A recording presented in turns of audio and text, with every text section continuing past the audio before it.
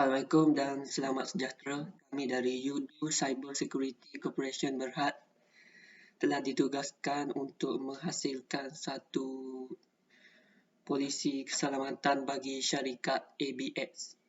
Sejak kebelakangan ini, syarikat ini telah menghadapi ancaman keselamatan cyber yang semakin meningkat dari pelbagai sumber. Sistem dan jaringan mungkin menjadi sasaran berbagai serangan cyber, termasuk penipuan, pengawasan atau vandalisme berasaskan komputer. Oleh itu, syarikat kami telah ditugaskan untuk menghasilkan sebuah polisi keselamatan yang mampu mengurangkan atau menangkis ancaman-ancaman tersebut. Kumpulan kami terdiri daripada 4 orang ahli iaitu Adik Akil, Hafiz Zufairi, Amirul Ashraf dan saya sendiri Muhammad Arif. Polisi keselamatan kami bagi syarikat ABS ini meliputi kepada 3 kawasan iaitu Mobile and Remote Computing bagi Authorization, Username and Password Management. Yang kedua ialah Malware Protection dari segi Access Control, Logging and Backup Recovery. Yang terakhir sekali ialah dari segi Physical Equipment iaitu Building Access Control, Computer and Network Equipment. Information Handling Policy ini merupakan satu sub-polisi bagi ABX Company itu sendiri. Ia meliputi segala ketetapan atau keperluan berkaitan dengan cara-cara pengendalian aset di dalam syarikat tersebut. Aset syarikat perlulah diuruskan dengan baik bagi mengelakkan terjadinya pelanggaran kerahsiaan, kehilangan integriti pada maklumat tersebut dan juga ketidakpatuhan terhadap undang-undang yang mungkin berlaku pada masa akan datang. Menjamin tahap keselamatan bagi sesuatu maklumat pada syarikat ini, kami telah menyenaraikan beberapa peraturan bahawa apabila seseorang pekerja itu diberikan akses kepada maklumat yang mereka perlukan, mereka sama sekali tidak dibenarkan untuk menyampaikan maklumat tersebut kepada orang lain maupun pekerja syarikat ABX ini sendiri. Melainkan mereka telah diberikan akses melalui penyelia yang telah diberikan kebenaran oleh syarikat. Di dalam dasar keselamatan bagi ABX Company, kami telah menyertakan 5 contoh klasifikasi bagi kebolehcapaian aset dan maklumat bagi syarikat tersebut. Klasifikasi pertama ialah public. Ini bermakna setiap ahli boleh mengakses maklumat syarikat tersebut tanpa sebarang sekatan dan tidak memerlukan kebenaran dari pihak syarikat. Yang kedua ialah open. Ini bermakna ahli memerlukan kebenaran syarikat untuk mengakses maklumat tersebut, berbeza daripada klasifikasi public. Yang ketiga pula ialah confidential. Ini bermakna hanya ahli-ahli tertentu yang dipilih oleh syarikat sahaja yang mempunyai kebenaran untuk mengakses data dan aset syarikat tersebut. Strictly confidential pula merupakan klasifikasi yang keempat. Ini bermakna hanya bilangan yang terpilih daripada bilangan ahli yang terdapat daripada kelas ketiga iaitu confidential yang memiliki kebenaran untuk mengakses rahsia-rahsia yang tertinggi di dalam syarikat tersebut. Yang terakhir sekali ialah kelas secret. Walaupun ini merupakan kelas keselamatan yang tertinggi, namun ia jarang dan tidak diguna pakai di dalam syarikat ABX ini. Ya, Assalamualaikum. Saya Hafiz Zufairi akan present untuk Responsibility for the Information Security Policy Documentation. Okay.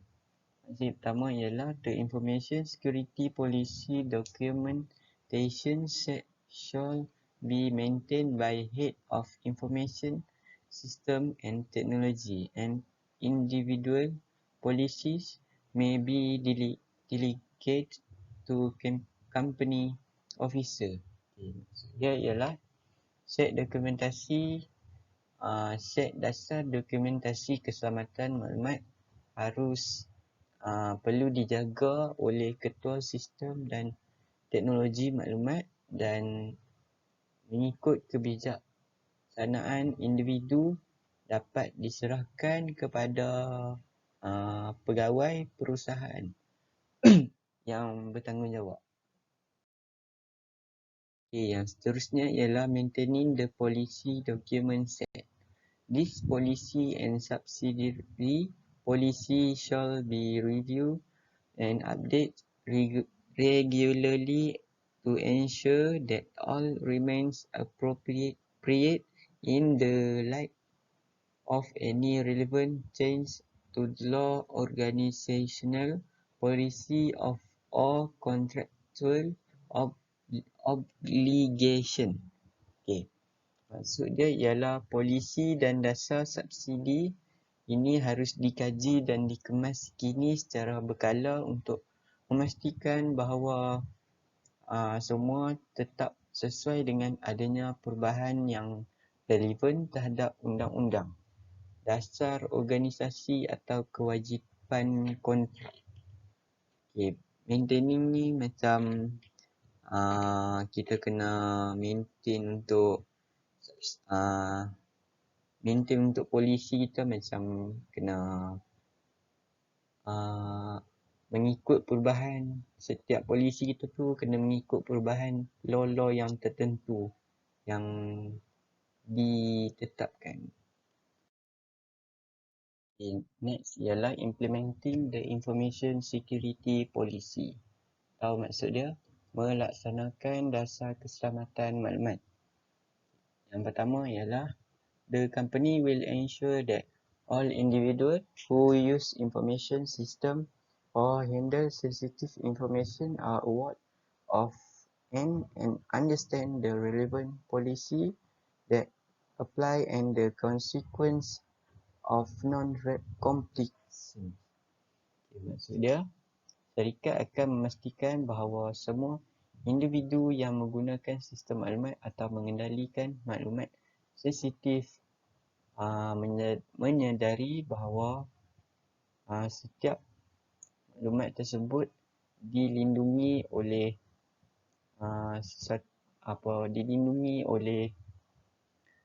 security polisi yang akan menyebabkan individu tersebut dikenakan tindakan undang-undang. Next, where necessary, the company will implement appropriate physical and logical control to restrict access to information system and information to only authorized users. Okay, maksud dia, jika perlu, syarikat akan melaksanakan kawalan fizikal dan logikal yang sesuai untuk menyekat akses ke sistem maklumat, dan maklumat hanya dapat digunakan oleh pengguna yang mendapat kebenaran dari company tersebut. Last, I full account of the requirement of the information security policy will be taken in planning, designing, implementing and using IT-based information system. Maksud dia, I full account mengenai keperluan dasar keselamatan maklumat akan diambil dalam merancang, melaksanakan dan menggunakan sistem maklumat berasaskan IT. Okey, Assalamualaikum. Saya Muhammad Amir Syabih Nur. Okey, saya akan membentangkan tentang security policy. First, mobile and remote computing. This company include a statement that mandates the use of strong. The person, employers, contractor and partner organisation staff accessing company information system remotely to support their business activities must be authorized to do so by the information owner. Okay, di sini mobile and remote computer ni dia memerlukan Dia merangkumi penyertaan yang memerlukan penggunaan yang kuat. Okay. Orang yang terlibat iaitu pekerja, kontraktor dan pekerja organisasi akal kongsi. Mereka ni yang mengakses sistem maklumat syarikat dari jauh untuk menyokong aktiviti perniagaan mereka. Okay. Mereka juga mesti diberi kuasa untuk melakukannya oleh pemilik maklumat. Okey, seterusnya saya akan sambung dengan contoh mobile and remote computing. Okey. The company ABS will publish guideline for user of mobile computing equipment, advising them on how this should be used to conform to the company information security policy and other good practice. Loss of equipment that has been used to access the company information asset or that may have a copy of some or part of the company information asset must be reported to the head of a ISTNL. For the avoidance of DOP equipment in this case include any device that can access data or hold data in a retainable form. For example, hard disk, CD-ROMs, and USB flash drive including device that incorporate SaaS facilities such as mobile phone and MP3 player. Okey, seterusnya yang kedua iaitu malware protection. Procedures and tools exist to guard against, detect and report malicious software. IT personnel are trained and proficient in the use of the security solution used to protect against malicious software. Viral protection software must not be disabled or bypassed. Okey, itulah malware protection. Itu saja dari saya. Terima kasih. Assalamualaikum warahmatullahi wabarakatuh. Saya Adil Akil bin Abdul Hamid akan meneruskan isi yang telah dibentangkan kumpulan saya yang seterusnya, iaitu polisi bagi malware protection. Yang pertama, do not try to uninstall or disable antivirus software. Any message suggesting that antivirus protection has been disabled should be investigated immediately. Maksudnya, jangan cuba untuk delete application antivirus sebab ianya telah dilumpuhkan dan harus disiasat dengan segera supaya sistem tidak digodam. Yang kedua, if user experience difficulties with a recommended antivirus product requires for technical support may be made through the help desk. Apabila pengguna mengalami kesukaran dengan aplikasi antivirus, pengguna perlu meminta bantuan tentang cara untuk menyelesaikan masalah tentang diserang virus. Dan yang terakhir ialah the company reserves the right to disconnect any device from the network if any infection is found or suspect. The device will be disconnected until the infection is removed and suitable preventative tools have been installed on the device.